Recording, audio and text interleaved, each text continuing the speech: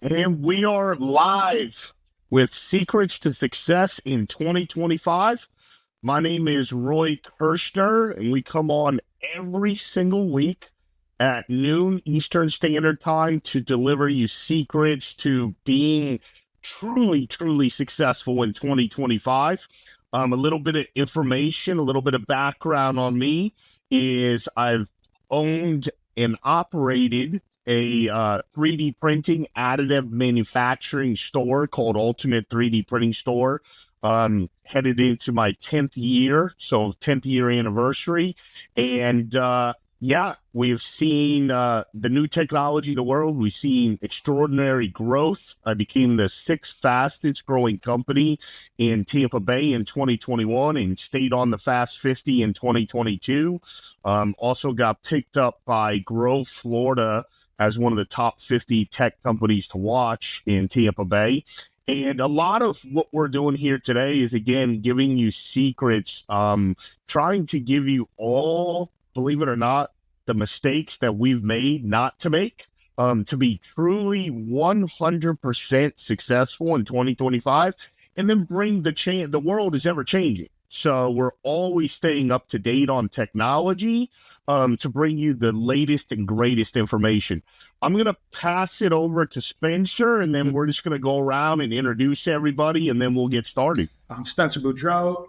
I am a marketing expert. I am the co-founder and partner of the Sly Goat Agency based here in Tampa, Florida. All-out marketing nerd. I obsess about this stuff all day, every day. So I'm looking forward to giving you guys, my 2 cents and, some of the stuff that I've learned along the way, so that way you guys can be truly successful in 2025. And my name is John Hansen. You can find out more about me on LinkedIn.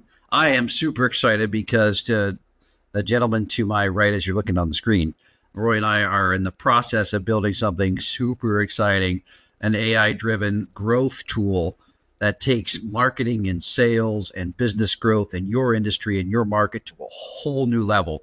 But I'm not quite ready yet. It's being built. So our goal is in the next few weeks to be launching that. So stay tuned for news on that because, Roy had the chance to go to an event, enterprise level companies. And while they know the need is there to be using it, they're still not using it near as much as they could be. So we're excited to bring this to fast-growing SMBs that are forward-thinking, and how do we integrate this into our processes, fully integrated AI tool. I'm excited about that. I do some public speaking, workshop facilitation, written some books, but if you really want to find out more about me, LinkedIn's the best place to do that. Yeah, I guarantee if you can't sleep, just hit that for a few minutes and that'll do the trick. But I'm looking forward to our conversation. So this is coming from a point of, as I think back years ago, what are some things, some takeaways that I learned over time, trial and error and experimentation and networking. And that's kind of what we want to do is we want to encourage and share some insights and ideas that have worked well as we've figured it out. Usually from the things that didn't work like they were supposed to. Those lessons seem to stick, even though they leave some bruises sometimes. So, Roy, I'm curious to hear what topic is going to kick things off today in our discussion. Yeah. So, today we are actually going to start with, I think, the biggest funnel, what's going on in the world today, and it's going to be social media. So we're going to talk about social media in all aspects. And you just kind of brought it up. When it comes to social media, listen, the world completely 100% changed. Social media used to be this thing that people just looked at, and it wasn't creating sales. It wasn't creating brand identity, and that has absolutely 100% changed, as we all know. So social media is probably the absolute biggest area in growing a business right now, growing a business, as far as getting brand awareness, allowing companies to know who you are and what you do. And the beautiful thing is, like you said, I've been in business with one of my companies for 10 years. So I had it before social media popped, right? So, I mean, we took care of our customers before, during, and after the sale, and we got a lot of repeat customers. But in order to grow, like in order to truly grow, you have got to be on social media, and you've got to be creating a brand identity. Right. And a lot of that is you have to decide within a company or within you, do you want to have a company, right? And then do you want the company just to have a face, or do you want to mix in personal branding, right, and be the face of the actual company? That's a big difference, right? From, a company just being built and there's not a face to the company. That's okay in some ways, right? It's just all about the company and the products or services that they offer. And then some is like really stepping into who is running the company and bringing that identity into place of wanting to connect them together, right? With personal branding and different things like that. So, that's what we're going to be talking about, and I'm going to push it over to Spencer to lift off on the actual touch base point of social media, and then we'll keep on going around. Yeah, for sure, Roy. So what you kind of just touched on, I guess I'll kind of like lead in with that is the personal branding side of things. And I want to bring up kind of a real world example, somebody that's in the spotlight all the time, Mark Zuckerberg. Right? Like if you look at the evolution of Mark Zuckerberg, Meta and Facebook, they've been really putting an emphasis on personal branding because they understand how important it is, right? So if you would have looked at Mark Zuckerberg, 5 years ago, 10 years ago, you see like specific ways that he dresses and how he kind of talks out in the media and the way that he presents himself and the people that he collaborates with and all that type of stuff, right? It was totally different back then to how it is now for him. Like now you see him in different type of clothing. He's wearing the chains. He's doing his hair different, right? He's resonating more with the younger population because Meta is very aware of how important personal branding is, right? Like he's going on the Rogan podcasts, he's doing MMA and jujitsu, like all of like the trending things that we're seeing in today's society, Mark Zuckerberg is taking up, and it's all calculated, right? Like, you wouldn't really paint him for somebody that is a big MMA fan. Like I wouldn't be surprised if, Meta kind of analyzed all that data and they're like, hey, Zuck, you really got to put some emphasis into something that's trending right now. Why don't you take up MMA and martial arts? He started doing that and boom, he started popping off more, right? He started going on the Joe Rogan podcast and talking about that because, Joe Rogan obviously is a big UFC and MMA fan, lifelong. So, personal branding is very important to focus on to help propel your business, right? One of our clients with our marketing agency, he owns a solar company. He's one of the largest solar companies here in Florida, and we half of the content that we create for him is for his business and it's business specific, but then we also know that the personal branding is important, so we'll focus a lot of content as well on his personal branding and like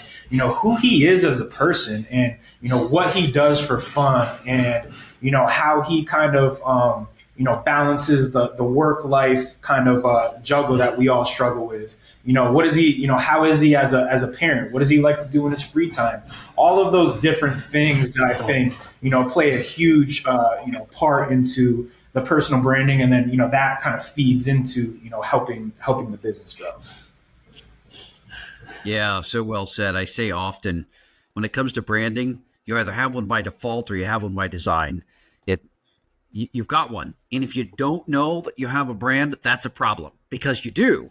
The thing is, if it's left on default, it's whatever is coming across to people. On the other hand, if you design it, just like Zuckerberg, just like your client, then you can put all kinds of thought into, all right, so who is our ideal client? What do we want to communicate to them? What do we want to share with them? Because ultimately, branding is about storytelling. You're storytelling about yourself, about your colleagues, about your ideal clients, and stories really resonate. As a matter of fact, there was a Harvard Business Review study that showed if you communicate facts, data, information, dry stuff, but you connect it with a story, it's remembered 21 times better than just sharing those details. As compelling as you might think numbers and stats and features and benefits are, if you don't connect it with a story, it's not going to stick. It's not going to last. And that's the power of personal branding when it's tied with storytelling. That's why bedtime was such a big hit with my little ones. I could have read the same dang book. I did read the same dang book over and over and over again. It wasn't about the book.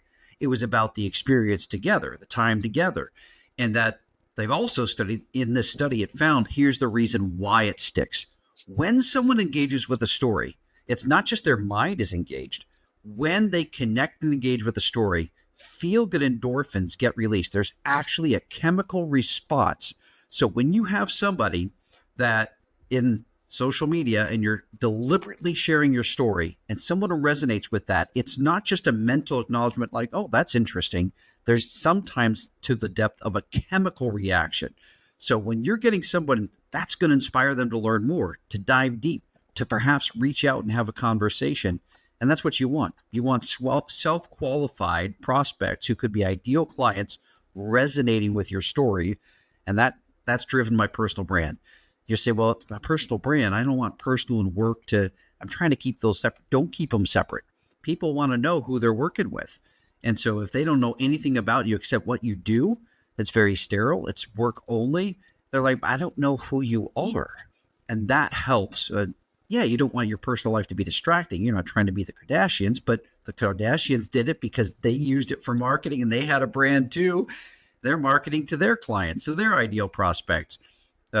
Branding was all a part of that too. So I'm curious to know, Roy, in your experience, because you started the company before social media just kind of really took off. What did you find as you started to share your story? How did that impact your business? And then I know, Spencer, you've got something on hooks that is fascinating. But I wanted to ask Roy about that as you brought it up in your section there, Roy, talking about you started a company before social media really came on. And then you've had it now for 10 years. So you've seen that evolution. How did that change when you started including branding and storytelling with you and your business? It changed a lot because then, like you said, they're in this realm, they're getting to see who the owner of the company is and what the owner stands for and things of that nature. So it's a lot, you're right, it's a lot different. And you got to remember, I mean, this world, the one thing that you got to remember every single day, anybody that's watching, is you got to be able to adapt to change, right? So things are changing constantly. And as we're getting more and more and more into technology, that's where we're at, right? Yeah. You're going to see things change enormously, right? So, I mean, I think this is a time, in our lives, right? And there was times in our lives before that, things, you just had a business, right? And it kind of ran and it did those things. Now you have got to adapt and change all the time. Sometimes on a daily basis, sometimes on a weekly basis, a monthly basis. And that is because of technology, right? That's tremendously because of technology. Mm-hmm. And it's interesting because, I'm a CEO of, companies. But when you try to figure out hooks and trends and things like that, I'll be the first to tell you, like, it ain't my cup of tea, right? I don't know it perfectly, right? So it was literally, you either have to do one or two things, right? One is you start studying it and you start truly studying it and you try to create yourself as an SME, a subject matter expert in influencer marketing, social media marketing, branding, in a different way than before, because before it was talk to enough people enough times to affect change in their buying habits and convince them to put you on their shopping list. So, and before it was like when you did an ad, it was a sales ad, like, right? It was something like, come to me and, we'll save you this, slashing prices, da da da da. That is not the way things work now, not at all. No. It's, in fact, it's the absolute opposite. Like, they just want to see people they want to see what it is that they're getting and how it's going to better their lives, right? And then it's the influence side. So the side that if you start branding stuff as slashing prices, it doesn't work for the new generation, right? So it's a real big difference in the market, and that's where you have got to listen. If you're a business owner, man, you have got to pick your head up and pay attention, right? And truly, this is more time than ever that we're seeing a change of technology, right? And we're going to see more businesses thrive, but we're also going to see more businesses dive, like that are going to dive out, because if you don't lift your head up and pay attention to the new way of the world, right? AI and social media and all of these things, it's just not going to work anymore, right? It's gonna change. So, it's some of those things where a business owner absolutely must work on their business as much as they're working in their business. They've got to look at that, and they've got to be around other CEOs. They've got to be around intelligent, smart people to know when trends are changing, and others tell you, like big things is coaching, consulting, masterminds, or just like collaborating with other CEOs. Now, if you don't want to do that, you have to remember, if you don't want to try to learn that, that's okay too. There's another way here, right? The other way is get a top-notch agency and hire them, right? And you don't have to become an SME in any way, shape, or form, but you're going to work with somebody that does that side of the business, and that's 100% okay as well, right? Because there's only so much time in a day, and if you're running a business and you don't have the time, or you don't want to like try to learn something new, right? But you want your business to thrive, then you work with agencies, kind of like Spencer with, the Flying Goat agency. And then, stuff like us with coaching and different things like that, because you must do something. You can't just stay still. You either gotta, learn and understand it yourself, or you got to get an agency. So those are some of the things that I absolutely would say is crucial in this day and age, right? To any business owner or anybody, you can't stay stagnant. I mean, this is not business owner, this is people in general. Like, if you don't start learning the new technology and understanding social media and AI, you're not going to be hire friendly. Nobody's going to want to hire you. So this goes along with that as well. But I'm going to push it over to Spencer to talk a little bit more about this. Yeah, no, that was I'm going to do a little venting right now. One of the, because I see this, like everything that you just said, Roy, like in terms of, like, yeah, you might not be the subject matter expert, but hire people that are. I see this as a huge issue within the medical space, particularly. Doctors and people in the medical and the healthcare space, like, they spend all these years studying and being a master at their craft in medical, right? Like they're in the books, and it's very well known that, medical professionals aren't the best businessmen, right? They're not the best marketers, right?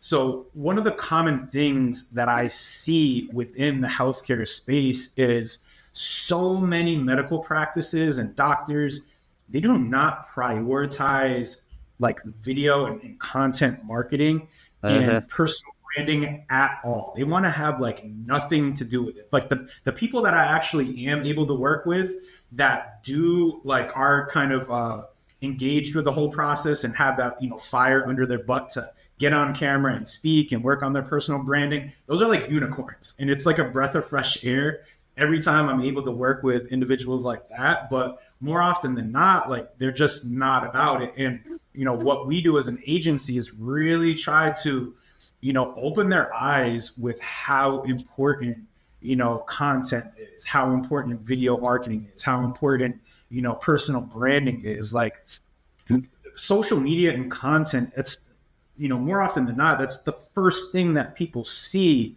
from a business. Like when you research a business, like you're going to search for them on Google, maybe Chat GPT, now that AI is huge, and you're going to get, some kind of lay of the land on who this company is. You're going to go look at their reviews. You're going to hop on their social media channels. And if, this social media channel just has no personality behind it, right? Versus a company, in a medical practice that has a personality, right? The doctors are in front of the camera speaking and, oh, look at my shoes. And, they're wearing Jordans or something, or they're wearing, a specific type of brand. That is going to create that kind of personal connection with whoever the viewer is on the other end, right? And that's what's going to separate brands and companies nowadays, is having that, human connection and that human, what's the word?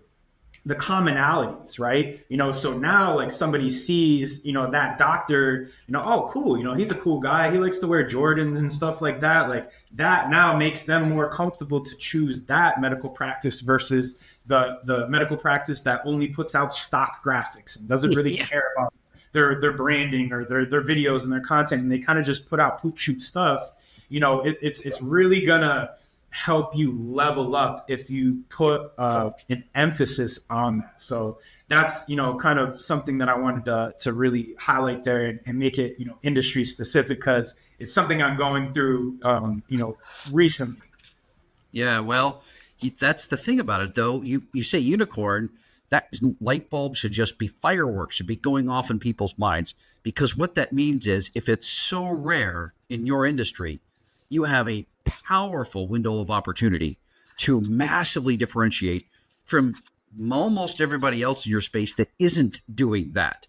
So you have the ability to put yourself in single-digit percentage of businesses in that industry. You can absolutely be a trendsetter. You can be way ahead of the curve before it gets to be mainstream, and that's where all the massive opportunities are. Once it becomes mainstream, everybody's got it. But before everybody's got it, particularly if you're in an industry that is not, they're slow to embrace this idea of personal branding and marketing and video storytelling. Like, I don't feel good on camera. Look, people want to know who they're going to work with. And those are some qualities that I look for when I'm looking to work with clients is, are they entrepreneurial? Or you think, wait a minute, I'm not an entrepreneur. I didn't say entrepreneur. I said entrepreneurial. Some of the qualities, and I have a short list in my mind as I've done a lot of networking, as you guys have too.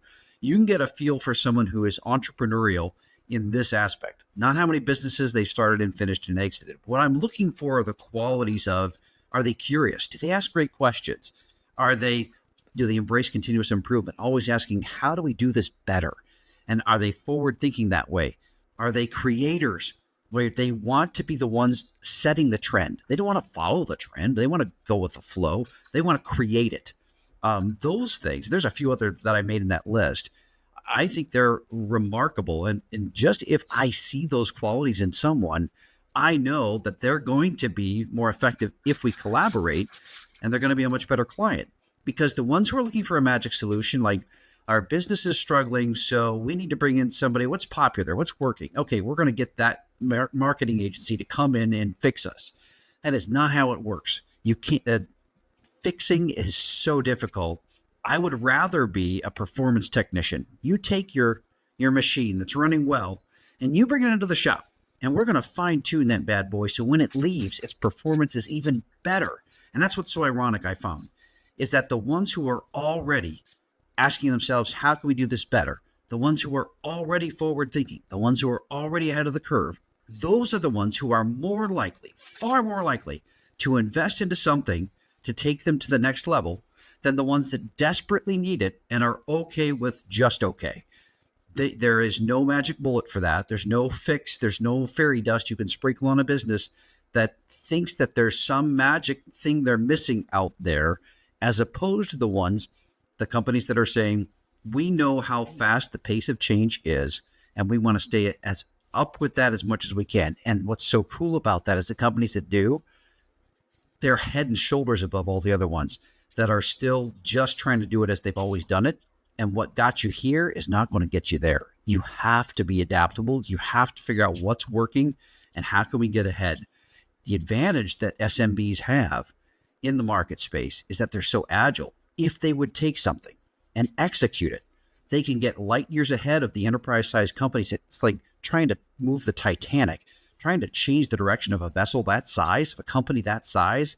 Transformational change is nearly impossible. But for SMBs, if they'll take and apply and integrate into their processes a marketing agency that knows what they're talking about, they can see results in just a few months and then scale off of that. That's what's so exciting to me, to work with SMBs that are forward thinking like that. Roy, what's been your experience? What are some qualities you look for? Are there clues in social media of potential partners, vendors, clients? Are there clues on social media you look for when you're looking for a potential client, vendor, partner, collaborator? Yeah, I mean, it's the thing is, like you said, you want to look at their reviews and what their company stands for. And now it's really big, right? That is huge. I mean, you're looking at their reputation, their true reputation online, what they're portraying to the outside entire world, because that's really what it is. It's the outside entire world that is capable of seeing those things. So I think it absolutely matters now more than anything, looking at what they're portraying as who they are, right?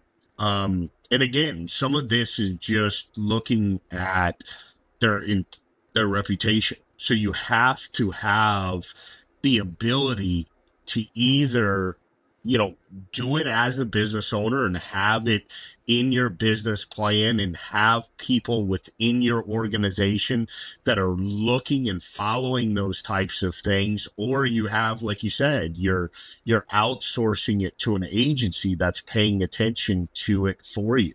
And it doesn't matter really which one. Oh, of course, you've got a challenge ahead of you on both sides, right? You got to make sure that your people with inside your organization, you as the visionary, that is being pushed out, right? Everything that you want to portray. And then, but it's hard to find good talent nowadays. Like, that's a big thing. And then the same with an agency is you've got to make sure that agency is the right agency and they're betraying and doing what you're asking them to do. So you have it both ways, right? But it's very important. And again, then you have people that just have their head down, right? And they're not looking at either one of those. And they may be doing all right, right? But they are not realizing that the world is 100% changing, right? So now we have a new administration. We have changes I think this is interesting. This is the first time in many, many elections, right? And many times that a new president comes into this country and starts in office.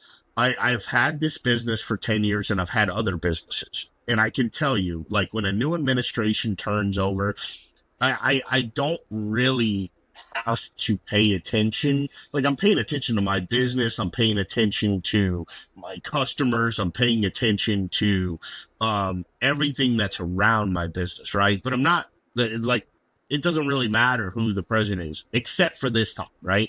Immediately, like, things are changing so fast that there's a change in dollar amount of product, right? Now there's tariffs on it immediately. Like, this is like right away, right? And it's changing your business. It's changing everything up front. So you have to, like, I'm looking at that and I'm like, wow, this is the first time in 10 years that I'm really having to pay attention to it right away. Like things change with an administration and things move, but they don't move as fast as this is moving, right? They don't move as fast as this is moving, like where price of something is changing. Like we have product that we sell and immediately there's a tariff put on and the price of the product is going up.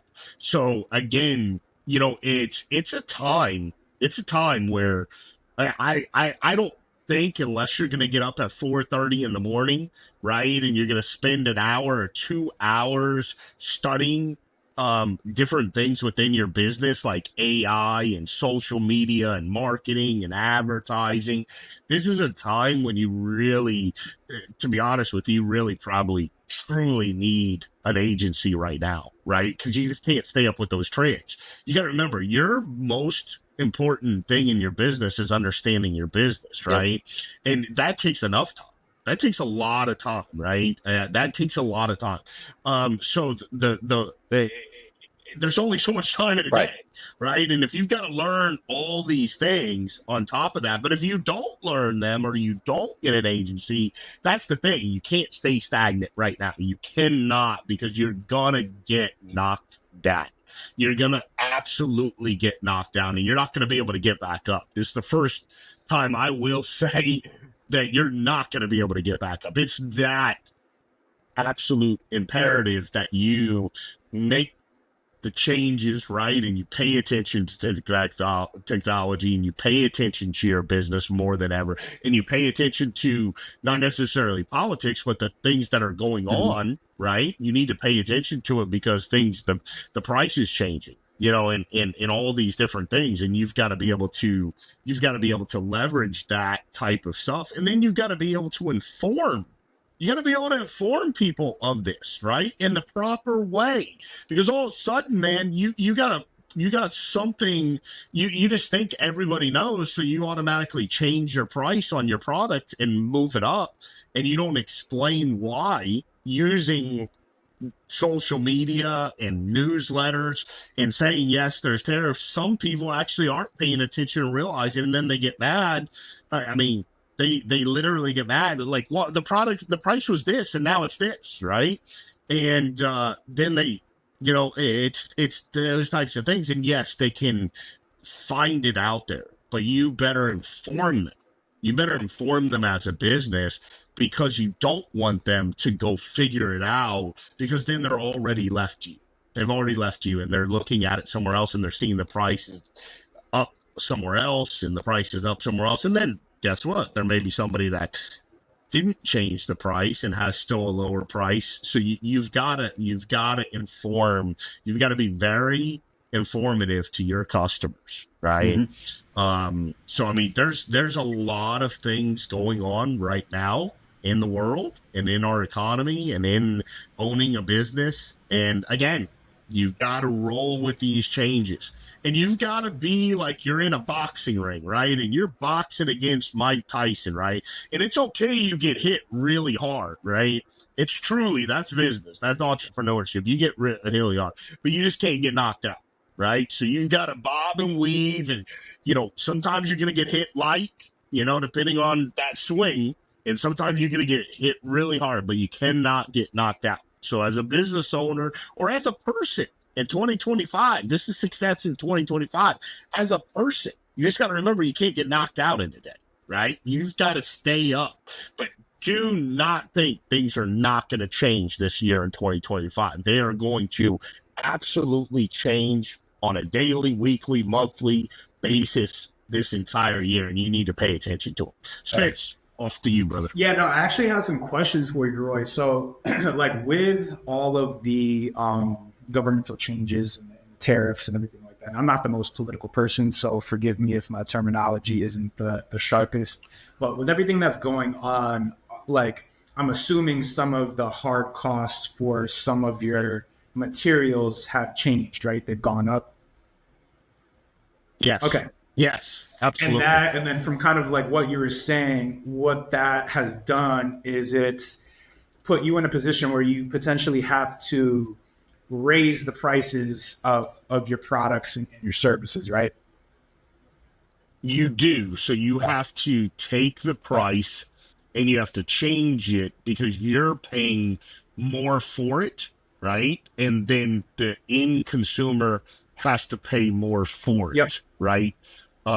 Yes. Okay, got you. So with that being said, now that's always a tricky, Right. situation because I go through it too. Like every year, right? There's inflation, right? So you have to kind of, every year or every couple years, you have to kind of take a step back and reevaluate, your price points, and your hard costs, and make sure that there's margins and all of that stuff. How do you, Roy, go about navigating that situation of communicating with the end consumer about that price change? Is there like a specific system or way of words and type of communication that you have in mind specifically, that how do you communicate to your end consumer about that price change, and how do you make it feel like more comfortable to say? Um, I think the beautiful thing, like you said, is using AI to do that. Yeah. You explain to AI what's going on and how to be truly, this is no joke, Nope. how to be compassionate and how to word it in a way that it's going to be extremely professional, extremely informational, and also have that touch of care in there, right? And you've got to explain it that way, and that's the best way, right? Because before, see, this is the thing that people have to wrap their head around. Before, you would literally, right, you would be like, oh my gosh, we got to hire a public relations person, right?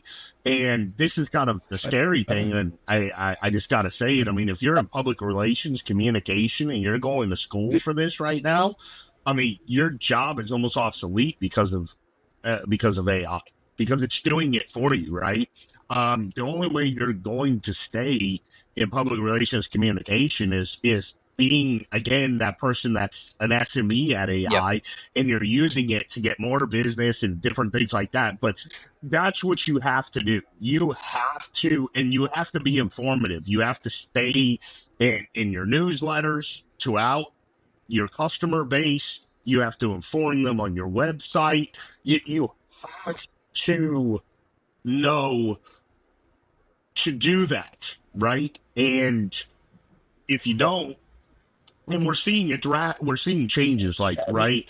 So this is a perfect thing, Spencer, because it may be you're changing it quite often right now, right? Because first it's like 25% tariff on them. No, we're going to take it back. No, we're going to do it. No, we're going to take it back. No, we're going to do it. So it's the only way is AI, right? Because you're also explaining to AI, well, we just told them that it wasn't, but then the new administration, well, they held off for a couple of days, and then now it's back in, right? Because things are changing, and they're gonna change that way. So it's just be informative, and maybe that's the thing, right? Is creating an informal thing that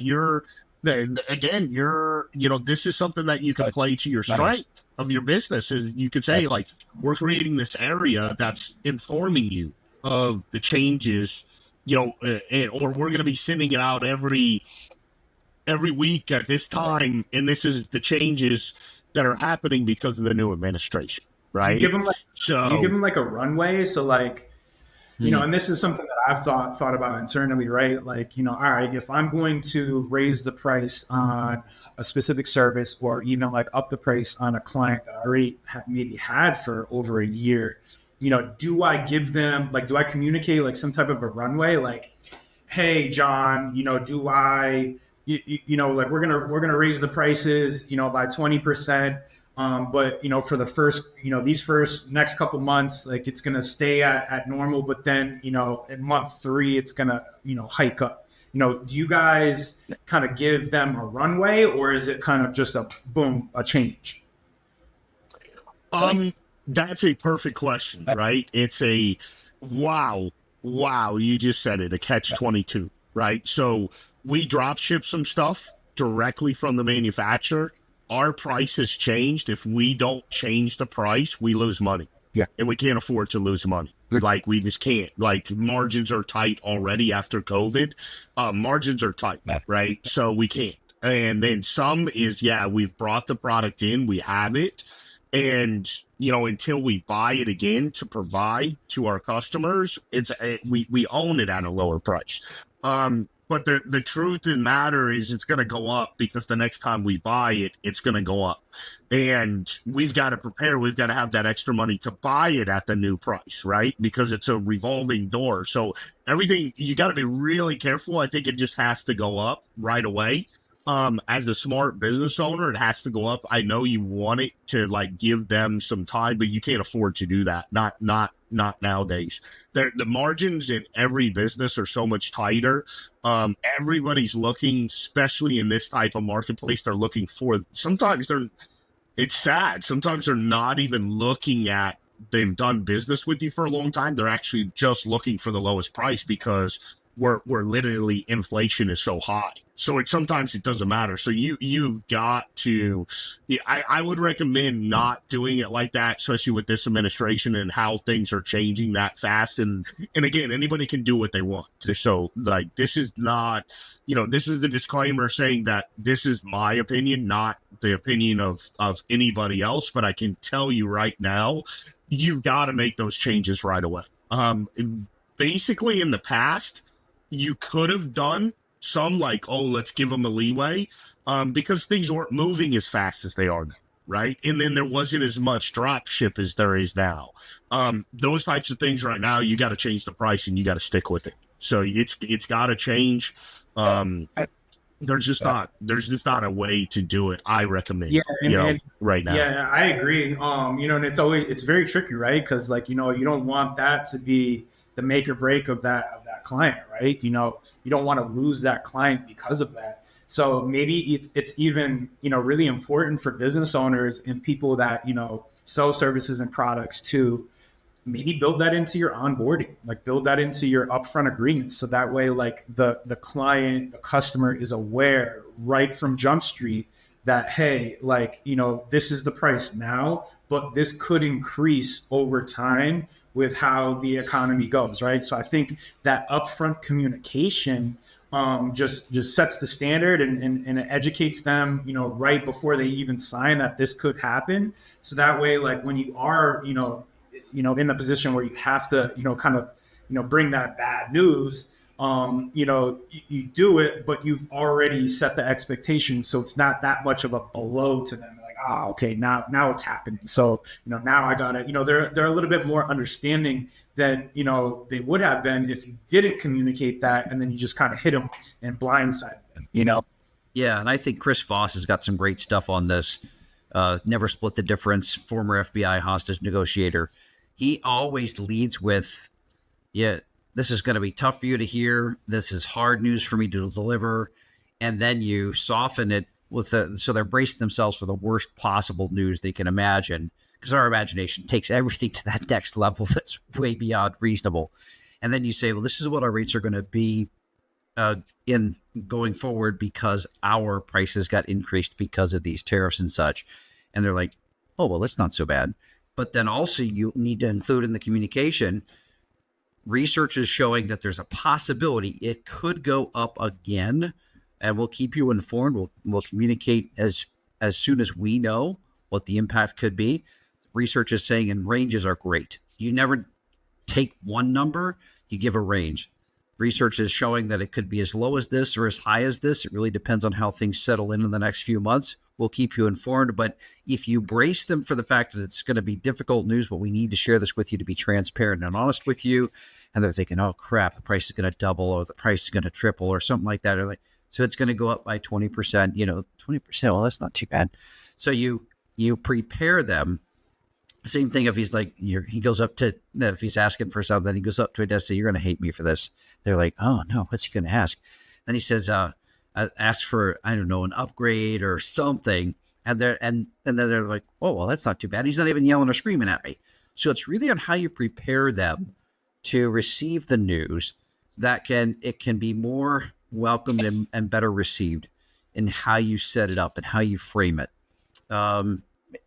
If you're working with good clients too, they understand if your costs went up, then the price is going to have to go up, because in order to be profitable and deliver the level of quality that you've done for them for the period of time, whether it's been 6 months or 6 years, they know that you have to build in, just as they do.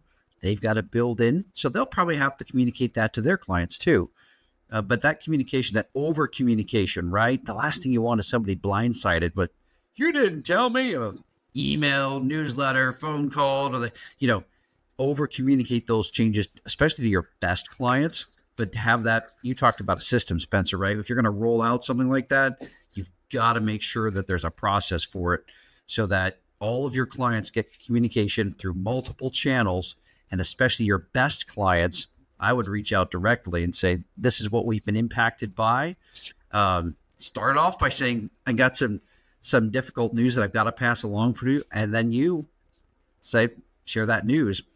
I think the over communication piece is really important in how you frame it, how you set it up. But Chris Voss's stuff is really good. Yeah. And I think the biggest thing that people have got to realize, and I'm hoping every small business owner realizes, right? And not every average American's going to know, but things are going to they got to get a lot worse to get better, right? So you're going to see things change, and that's the biggest thing about, me as a business owner. If I see other business owners or they're asking me questions, I'm explaining to them, right? Or if I'm a marketing and advertising, you want to explain to the business owner and make sure that he completely understands, like, you're not coming out of what we just had as the administration and getting into this new administration. Things have to get worse to get better. So that's just how it's played out, right?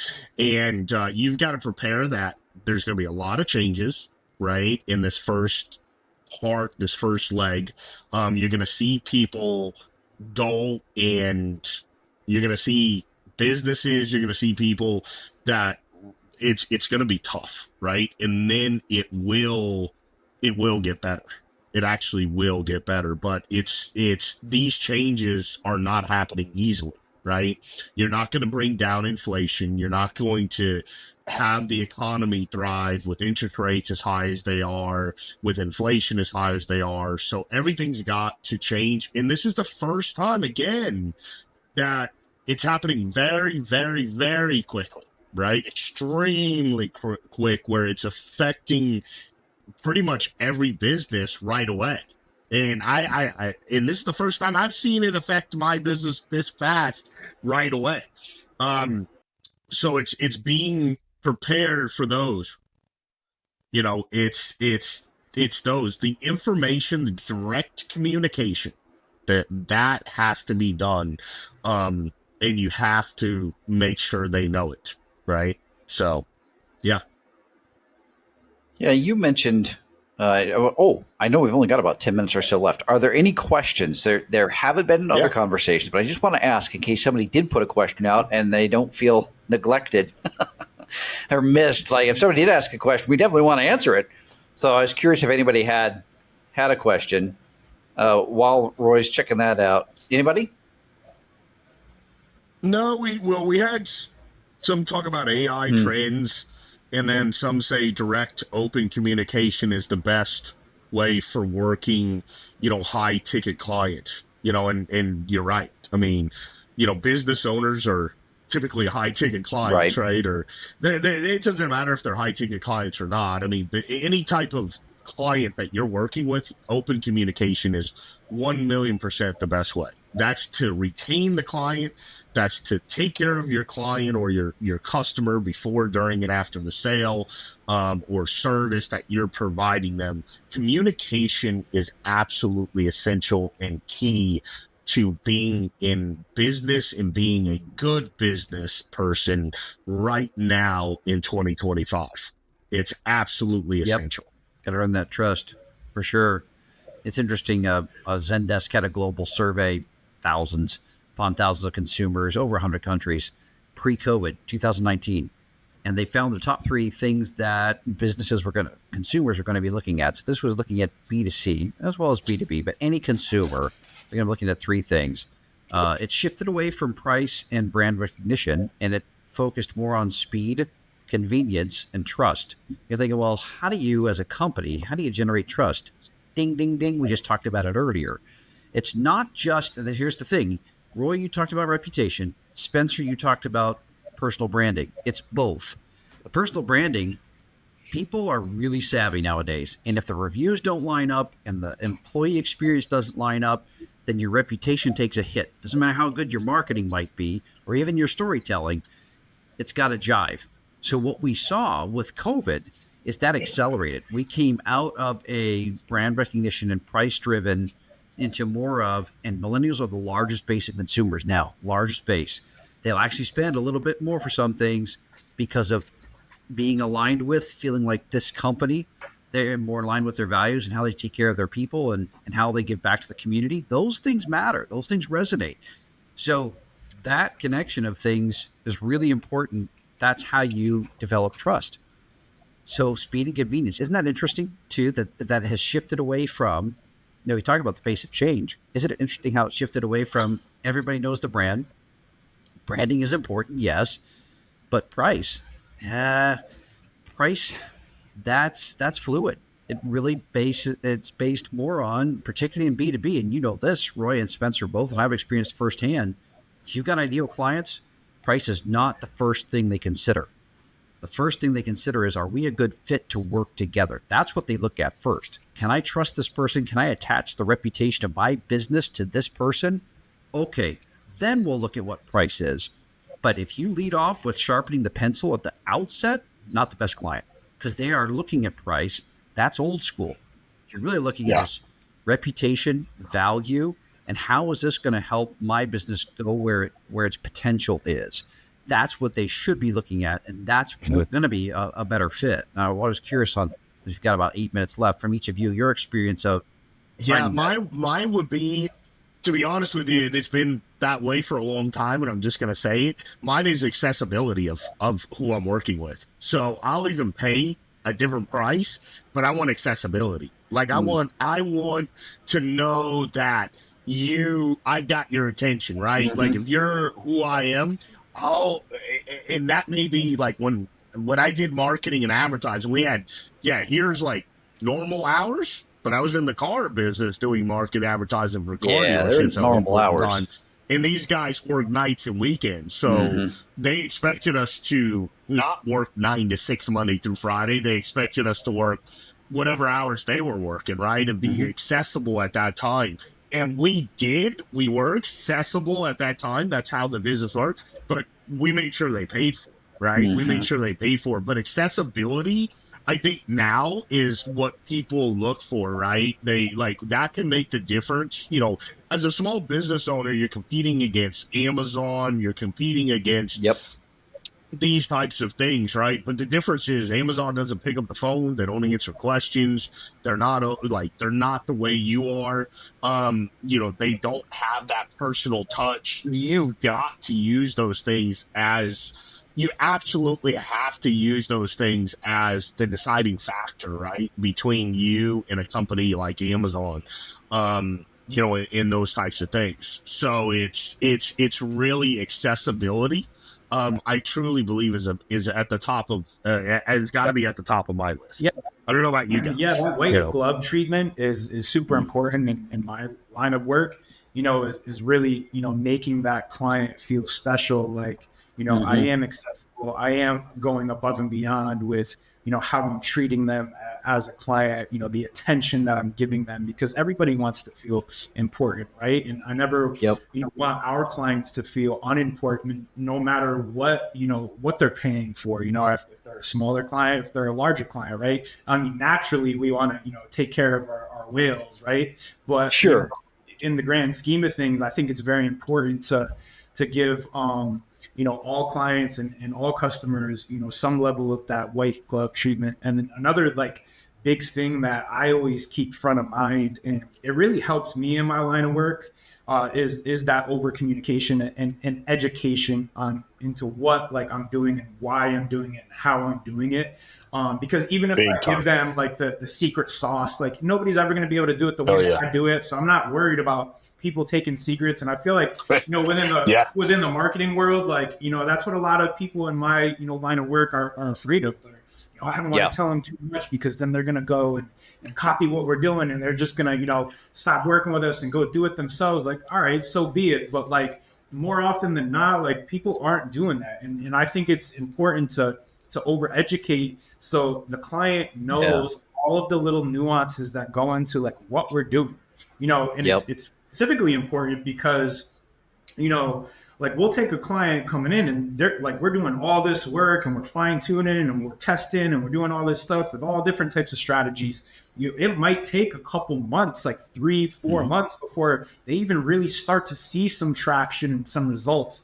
And that makes people feel uncomfortable, right? So, they're paying, a monthly premium for something that they're not going to really see results until like 3 months. Like they're like, they feel like it's a waste of money or they're getting duped. So I have to like every step of the way, like on a weekly basis, like, all right, guys, this is what we're doing. This is why we're doing it. Be patient, and I over educate every step of the way with what I'm doing. So that way they know we're not bullshitting them. We're actually working. Like we're not just trying to take their money and pray that something works. There's actually strategy and it takes time and it takes money and depending on what we're actually doing. But that education piece to the customer, the client, to me is very, very, very important. Yeah. I mean, you said it right. We're almost really out of time, but I can tell you it's more important now to have things like this, like LinkedIn Live, where we're talking, and it's more important for people to actually ask us questions, right? Because we're dealing with it 100% every day, all day, and we want to feed into you. Like we want to give you information to help you through these times, right? Especially we want to see you succeed in 2025. So know that like we're here every single Friday at noon. Know that you can reach out to all of us on LinkedIn. It's always in, the like our links to who we are and message us and things like that. But I appreciate every single person that is listening to us. I want to help you. I want to see you succeed in 2025.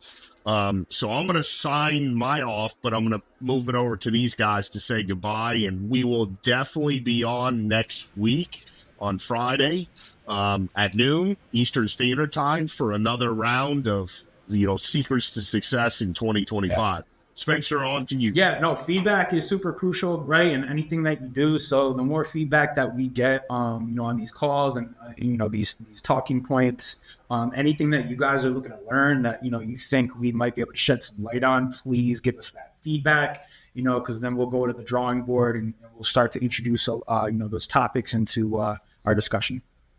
Yeah, it's one thing to pull from our lives, but it's another thing if we can hear from people that are consistently tuning in about what are some things on the top of your mind. We discuss about that. We've always got things we can share and talk about. Heck, we can use AI and we can come up with an endless list of topics to talk about. But what we'd really love to do is to speak directly into people that are giving their time and their attention to us on a regular basis. We want to give back in that way. So by all means, connect with us, message us, let us know if there are topics on your mind that are important. We'll dive into it and have a great discussion. But I used to say we had that the most important resource that we had was our time, because you don't know how much you've got of it. But nowadays, I'd say that attention is even more important, because those dang red circles on my phone, always trying to get my attention. They do a pretty good job of it too. Whoever created those knew there's going to be some good messages in there I don't want to miss. So we're going to mix in a whole lot of junk too.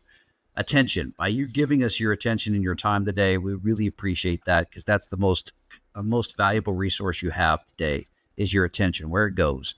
So thank you for giving that to us. We look forward to the next conversation next Friday, the 21st.